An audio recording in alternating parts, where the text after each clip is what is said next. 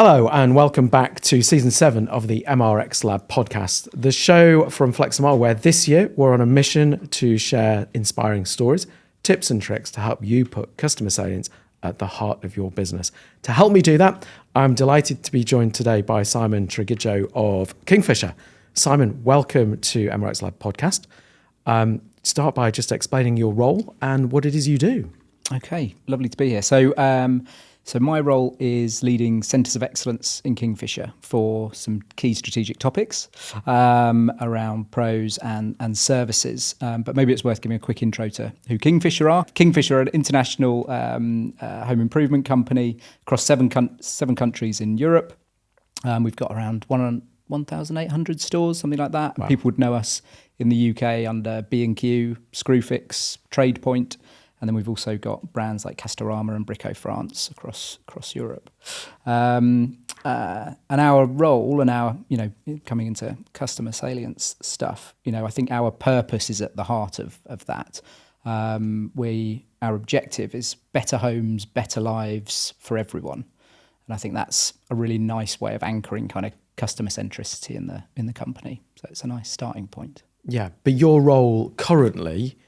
am I correct to say it's more commercial? You have been in Insights before, leading Insights at IKEA, I believe, but now in Kingfisher, that's not really your function. No, not at all. No, so my background's all in customer insight, first with agencies, then IKEA, as you mentioned, and then into Kingfisher for a few years. But no, for the last 5 or 6 years, leading these centres of excellence, which is far more around how we land these strategic initiatives and really the kind of transfer of knowledge across the company. Okay. So having these 7 different retailers, all fantastic people operating independently, my role is helping ensure the knowledge is shared across them, that we're creating knowledge as well centrally that supports them, because I think everyone would bite your arm off for the opportunity to kind of talk to their peers and their competitors, if it was.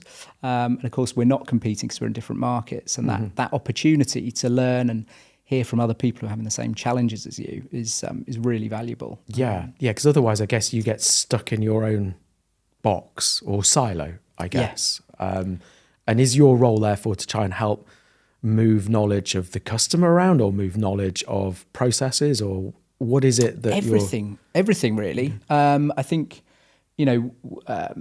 it's always hard to start from a blank sheet of paper, isn't it? And I think I kind of see the Centres of Excellence role is around, it doesn't mean that what someone's doing in one market should be copied like for like perfectly. Sometimes that's the case.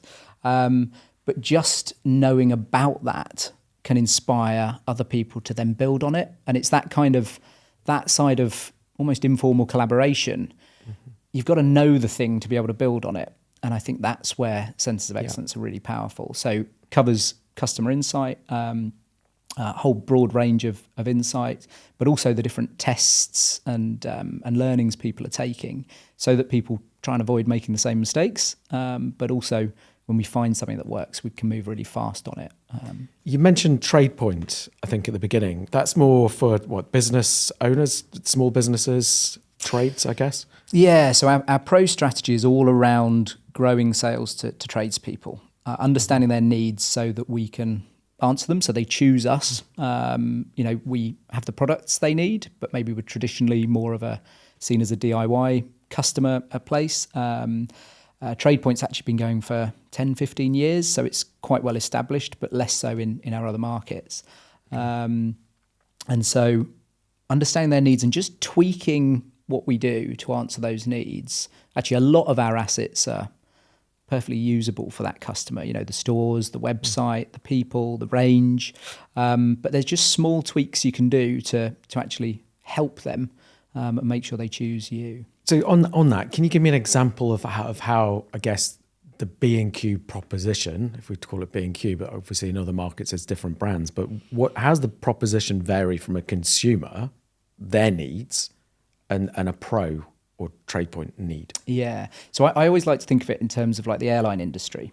If you think about, it's the same airport, it's the same planes, but actually a business traveller when you're travelling on business versus when you're travelling with a family, totally different needs.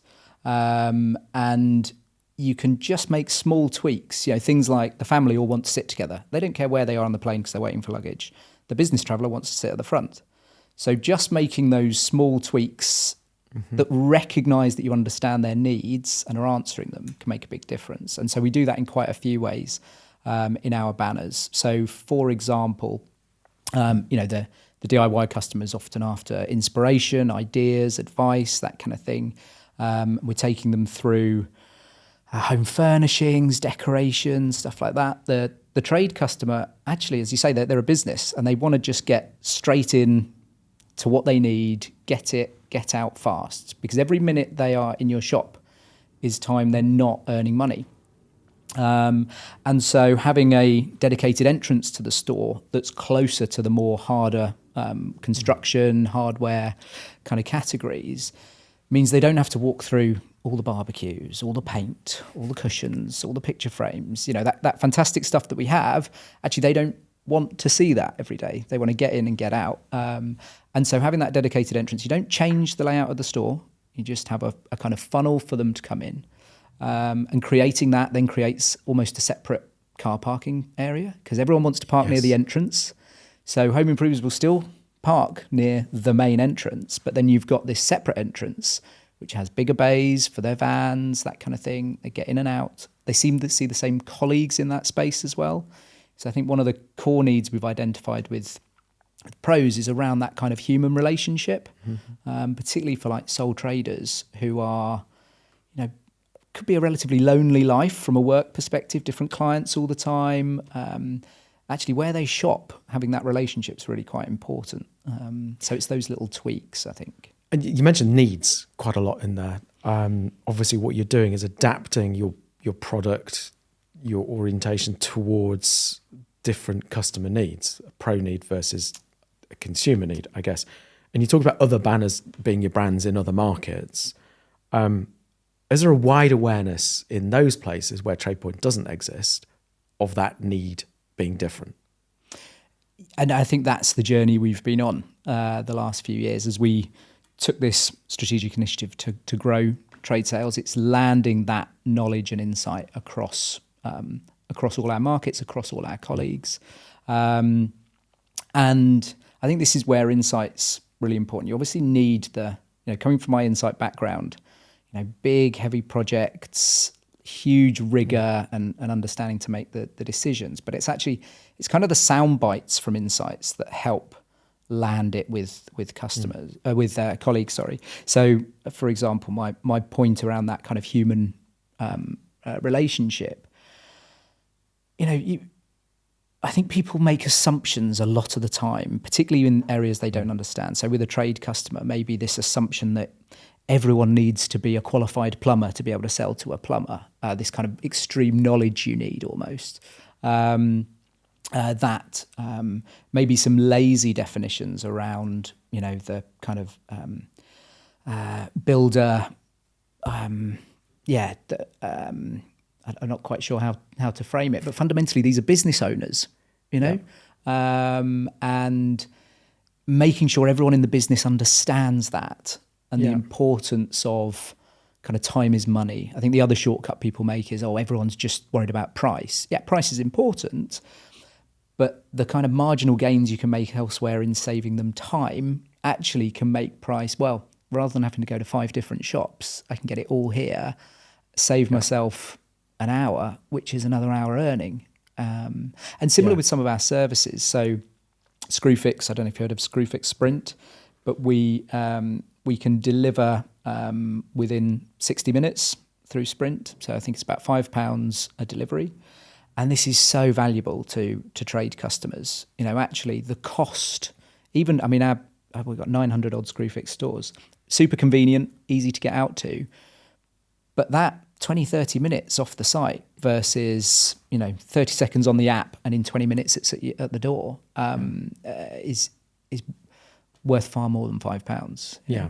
You mentioned customer centricity right at the beginning. From my perspective, I'm assuming customer needs is key to making an organisation focused on their customers.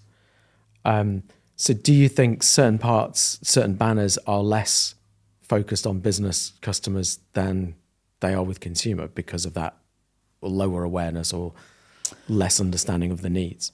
I think definitely at the beginning. I think we're getting there now with the growth of our trade sales and landing all of these things in store. And of course, there could be some skepticism to begin with, but the more you land these things and demonstrate they're working, the more people get behind it. But yeah, it's a constant challenge to get everyone aware of it. You live and breathe this every day, and your 24/7 is someone else's 5 minutes a year.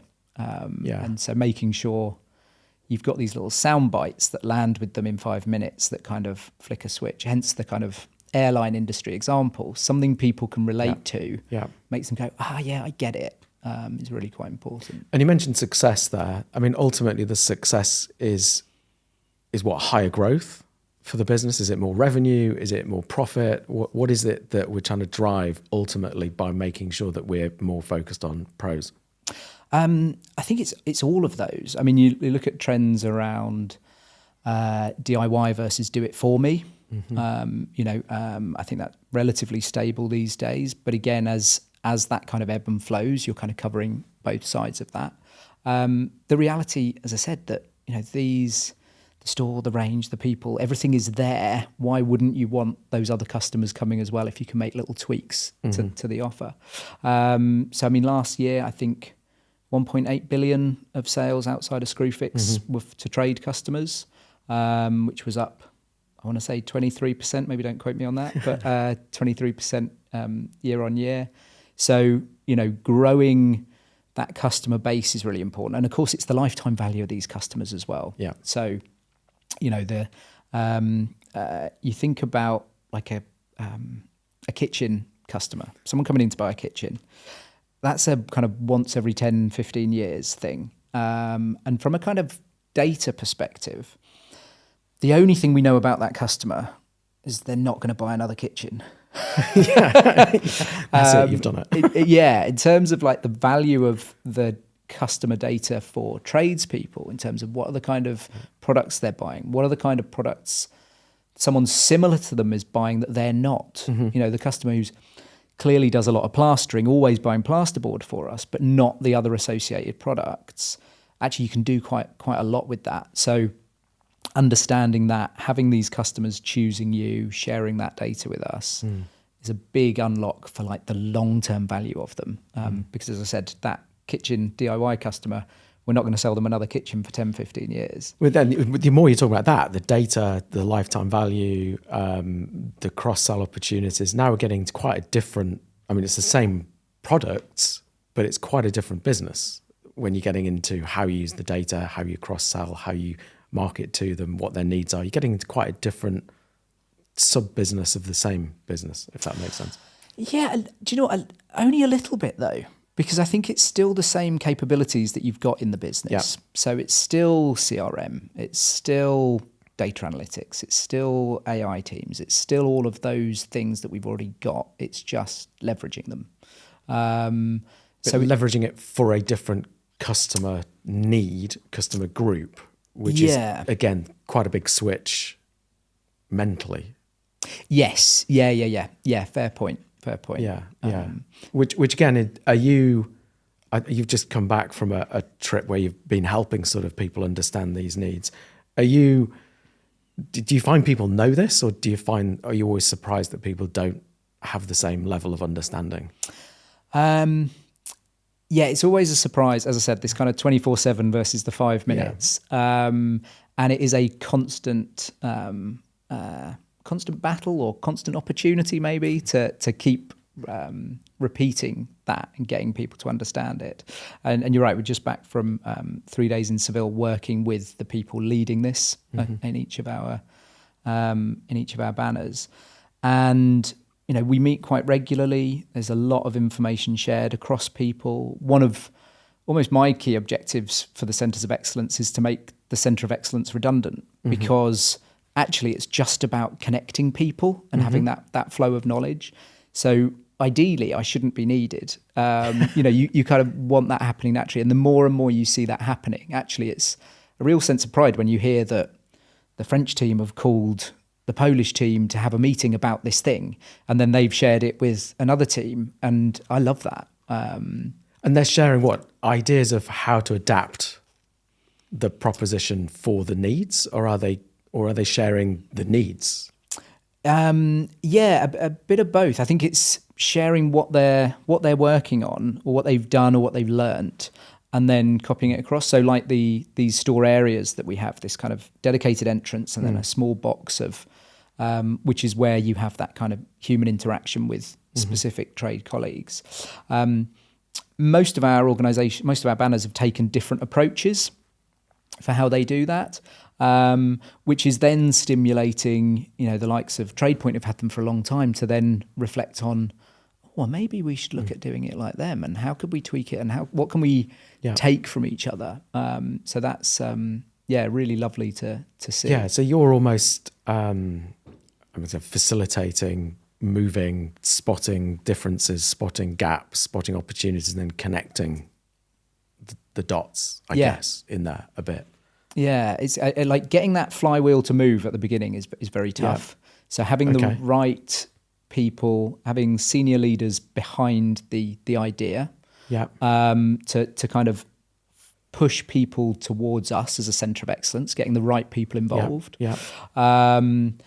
is really important. But then once that's spinning, and once you've got, that group, that community to be able to, for us initially maybe to be pushing information out because we've spotted, to your point, where the gaps are. But as it keeps going, the more there's the opportunities for people to kind of pick up with each other independently. Yeah, and coming back to when you were in Insights, was that part of that Insight role to sort of see, I'm thinking silos here again, in terms of the operational, the commercial side of the organization having different, customer services, marketing, different teams having different awareness points of the customer. Is it Insight's role to sort of spot those gaps and share it, or is it not? It's a good question. I think it's so difficult in Insights. I think this Centre of Excellence role made me realise how little I knew about the business. So if I think about when I went from being agency side, so when I moved to IKEA, I was working for the agency who supplied IKEA, and then carried on running the same project on IKEA's side. And that was eye-opening about how little I knew about IKEA. You always talk about it in agencies, or you need to get close to the client and stuff. And I appreciated in that journey how distant I was. And then the same change again, moving from Insights within Kingfisher to this Centre of Excellence role, that, being like 95% the customer in mind, to actually having a better balance between customer and the business. So in terms of the role of Insights, I think there's I've lost my train of thought. Well, I'm just thinking, the people talk about silos of data and silos of understanding. And when we're talking about customer salience, I often think, the understanding of the customer is very different in customer services than it might be to marketing. We're both talking about the same customer, right? But our understanding of their needs is probably different because we have access to different data points. To what extent are those data points shared, and do they create a different understanding of the customer? Strikes me as very similar to that pro customer need in different banners, and what you've got a role deliberately to try and transfer that knowledge and increase a shared understanding of that pro customer. Yes, but I think the difference is, Insight is one of several sources of information. And I think if you try and get Insight to be too much into that Centre of Excellence stuff, it almost becomes not watered down, but I think there's an important role of them being separate. But I do think Insights does need to be a dialogue. If I think about my time in Insights, there's this sense of when you've got a project that it needs to answer all questions. And I don't think that, there's nothing's ever done. Do you know what I mean? Like, actually, an Insight project that doesn't have any questions out of it was probably a crap Insights project. Like it's all about that journey to more knowledge. Yeah. My son actually said something amazing to me a couple of years ago, where I told him that I can't remember what he had to practice, but I said, practice makes perfect. That's what we were all told in the 80s and early 90s. And he went, no, Daddy, practice makes progress. And I thought, that's amazing. And I was thinking about it this morning in terms of, insight projects, and that, there isn't perfection. You can't expect to answer all questions in a project. And I think I always felt when you landed a project that a client might be saying, it's a shame we didn't answer that question. It's like almost like there was stuff that we missed. And actually, you've got to think of it in terms of steps. The next bit of understanding. Like there is no end. There's always just the journey to growth, I guess. Yeah, but from a business perspective, going back to that commercial need, the commercial need is to raise the collective understanding of the customer. To grow pro, we have to understand pros differently and better than consumer. And if parts of the business don't know that, then they're not going to grow as fast. Yeah. So how do we as a business go about raising our understanding, our shared understanding of our customer? When you mentioned Flywheel, for example, and think about what you're doing in Centre of Excellence, it doesn't matter whose role it is, but how do we grow? How do we share it? What's your tip to sort of make that connection? Yeah, I think it sounds naff, but you've got to expose yourself to so many different parts of the business to identify the things that people don't know. I think everyone takes for granted what they know and assume everyone else knows the same. Yeah. And it's only through those conversations, and I guess a little bit maybe around, there's a bit in kind of curiosity and a bit probably in vulnerability as well. People actually being honest about what they know and therefore what they don't to an extent as well, which, some people can struggle with, but you've got to be open and honest about what you know and don't know. And I think that constant dialogue and sharing what you're doing is really important. One of the challenges I've had with Centres of Excellence, certainly to begin with, is this kind of big bang sharing. I've been working on this thing, but we're not going to tell anyone because we're not sure if it works yet. It's like, and then 5 years later, it's suddenly, ta-da! Look at this amazing thing we've done. And then someone else goes, we've been working on the same thing for 4 years. And someone else says, we did that 10 years ago and it didn't work. Or, it's the importance of sharing, getting that knowledge shared throughout. Continuously. Yeah. So that someone goes, that's so interesting you're doing that. We did this and this is what we learned. And then you just create that conversation of, okay, that's really useful. We've seen this. And then... Yes, exactly. Well, that's what I'm kind of thinking when you're talking about it. It is, we've seen this, you've seen that. Well, what's the difference? Well, how do we collaborate on understanding that? Whereas the other situation you've described is we've done that 10 years ago, we've done that. Otherwise, they're just silos in their pockets and they're different understanding, right? We all think and assume we get the customer, but do we collectively grow or progress, I guess is the key thing, progress that knowledge? Yeah, yeah. And do you think in what you've seen and experienced at Kingfisher in your role as Centre of Excellence, do you see that collective water level rising through this process? Definitely. But it is that transparency and that kind of test and learn mentality that you don't have to be right. You don't have to have all the answers, but you've probably got more answers than anyone else. And I think people often are concerned about not knowing everything rather than realizing how much more they know than other people. Yeah.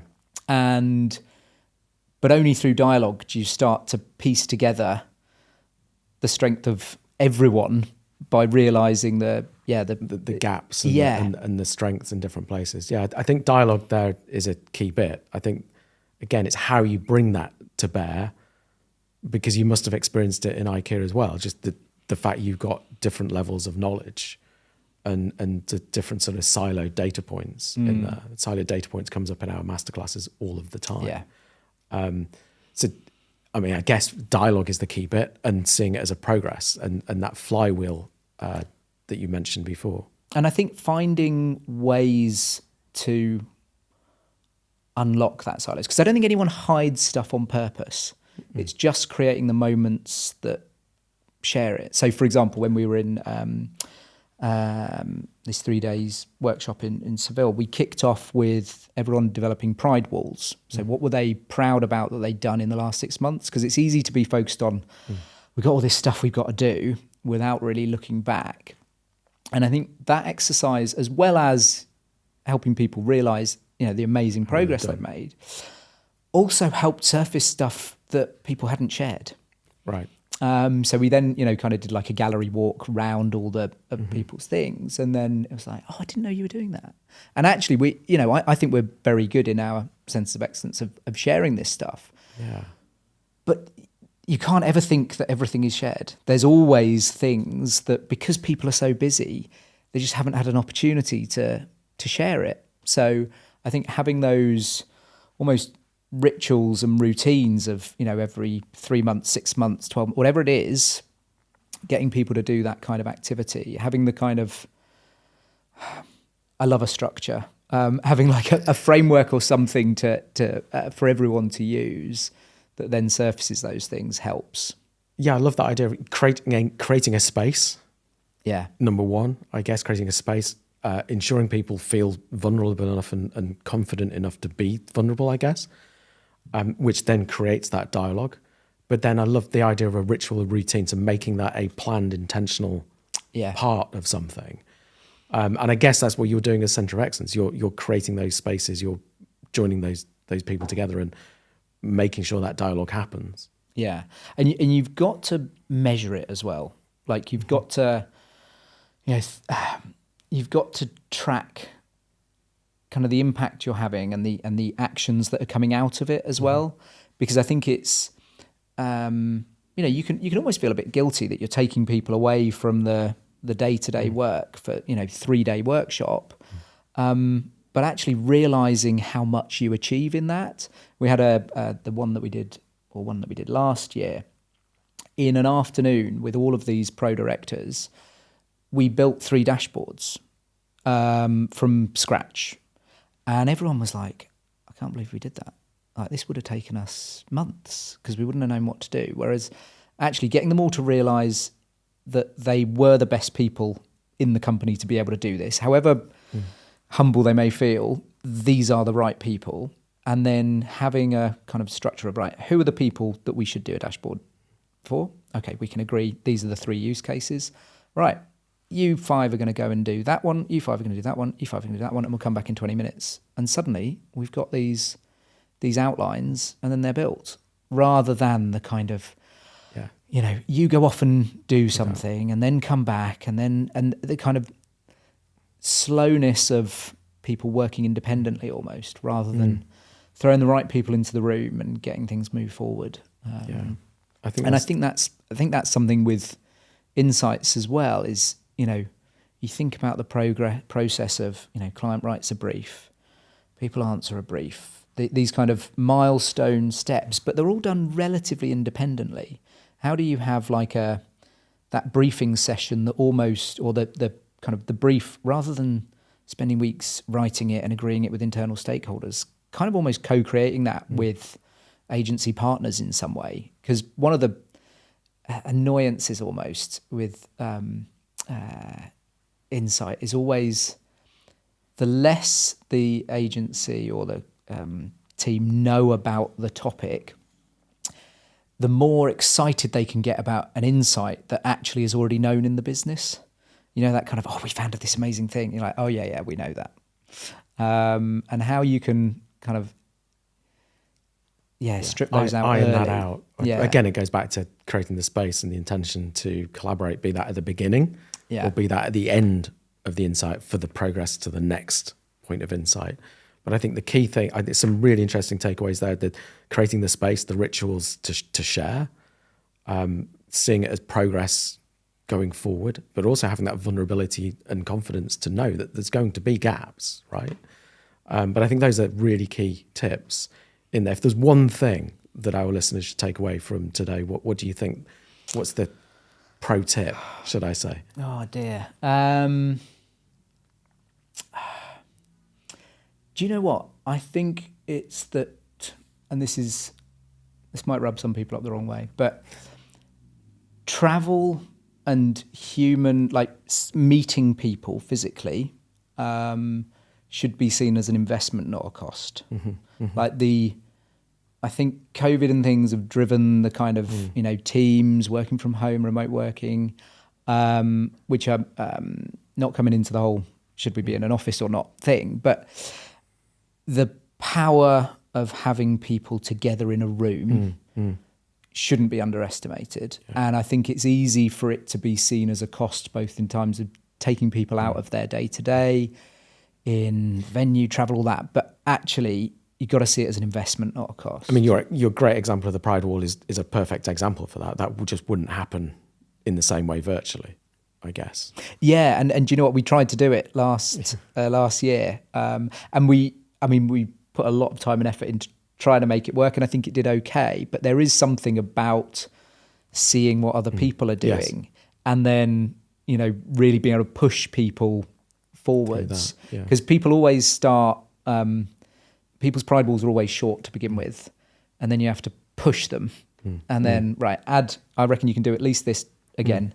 I think 2 or 3 times, and have a couple of things in your mind of things you think they should have on there to push them on, and it then all starts flowing out. But you've got to do it in person. I think that's great. We may be out of time today, but we'll be back next month with another episode and more inspiring stories and tips and tricks to increase customer salience. Until then, I've been your host, Paul Hudson, and this has been MRX Lab.